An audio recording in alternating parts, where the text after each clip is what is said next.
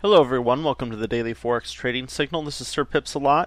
I will be reviewing the action from Tuesday, January 27th, and giving a preview for January 28th, Wednesday, where we'll be getting the FOMC interest rate statement and New Zealand interest rates as well.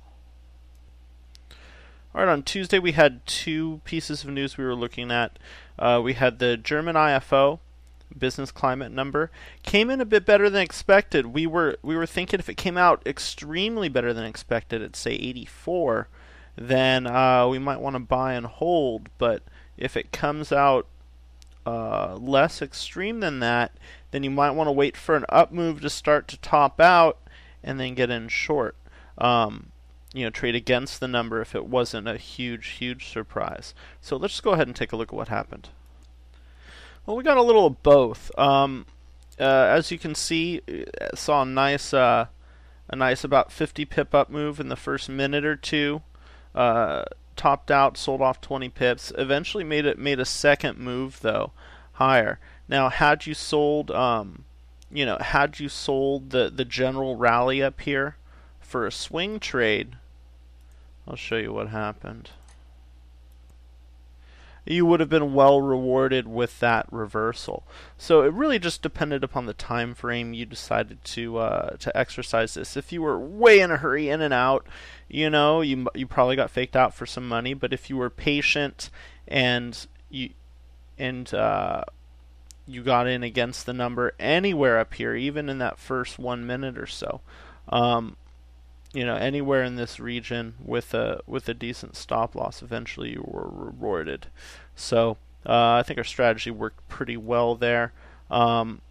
Me personally, I decided to buy a pullback because I liked how I saw the action on the number. Saw about 20 pips of profit, but eventually just took a few pips as I saw it starting to turn around south. Coming up at, not coming up, but what we had at 7:30 Australia CPI. Unfortunately, this came out really mixed and very close to expectations.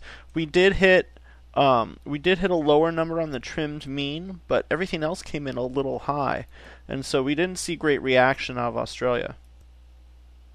As you can see, pretty muted price action here, about a 12 to 15 pip range for the first 10 minutes, up and then down and then wiggling around. Eventually, the dollar started a big strengthening pullback, very short term, but nonetheless pulled all the U.S. dollar pairs down, including the Aussie, and that's mainly what pulled this thing down. It wasn't so much a reaction on the Australian dollar exclusively to the CPI figure. It just was, there was a U.S. dollar move going on at the time, so that's why this continued. But really, no real reaction, no real, nothing really tradable there. So we just stayed out. Moving ahead to Wednesday, realistically, there's two things to look at, both in the New York afternoon. 2:15, of course, the FOMC interest rate statement, and the New Zealand interest rate statement 45 minutes later.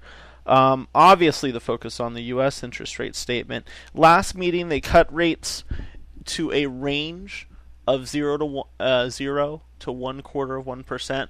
Obviously, I think it goes without saying that they're not likely to cut rates. They can't really cut rates. I mean, they have rates at a range of 0 to 0.25. So I guess they could just take the rates officially to flat 0, but that's not a high probability. Likely what they're going to, what traders are really going to focus on here is the rhetoric coming out of the FOMC.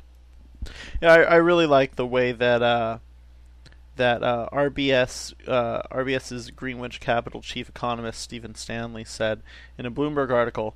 He says, when looking at the interest rate statement, it's not multiple choice anymore. It's essay questions. And I thought that kind of sums it up pretty well. People are going to have to be grading essay questions to really look into this speech.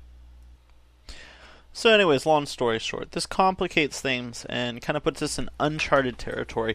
Nobody knows exactly what's going to happen here. The layman economist is going to say, well, positive stuff is going to strengthen the dollar, and negative stuff's going to weaken the dollar. I kind of think the opposite. I think that the dollar has been strengthening more on risk aversion than on strengthening U.S. fundamentals or anything like that. So, with kind of a disagreement on exactly what's going to happen to the U.S. dollar, I'm going to take a wait and see approach and just kind of either look to follow momentum or trade against it or something like that, just based on the overall tone of the speech. It's one of those things that I just can't effectively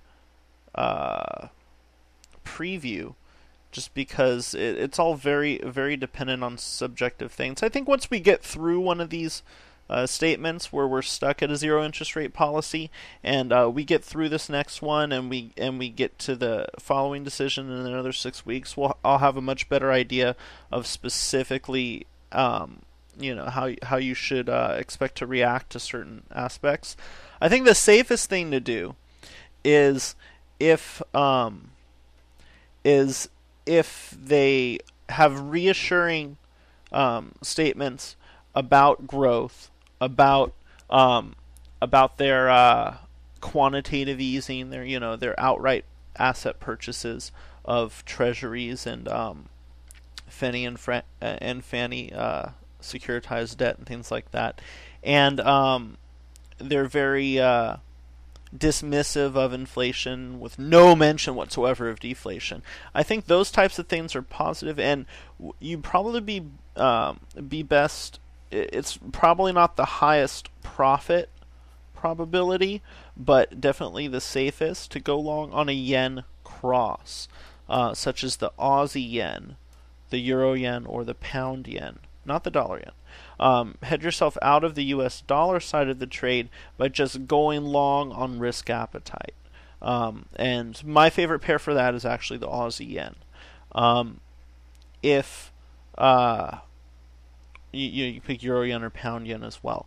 If they have very deteriorating, very, very gloomy growth forecasts, and if they mention serious fears about an inflation whipsaw or a possibility of very protracted disinflation, some sort of euphemism for deflation, or if they don't really elaborate much at all into any specifics of their quantitative easing efforts and just kind of leave it all ambiguous, I think that's going to lead towards risk aversion. I think the best way to take advantage of that is to sell a yen cross pair like Aussie yen, euro yen, pound yen. All right. Now, one last piece of advice with this. All right.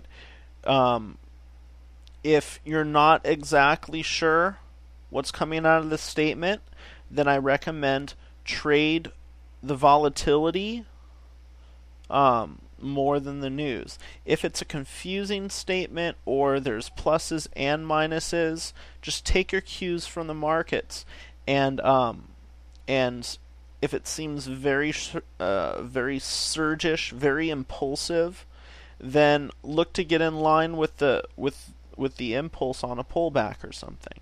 All right. If it seems to just be whipping around and whatnot, look to sell tops, buy bottoms, things like that. All right. Kind of like what we do with non-farm payrolls. All right. So that's my recommendation there.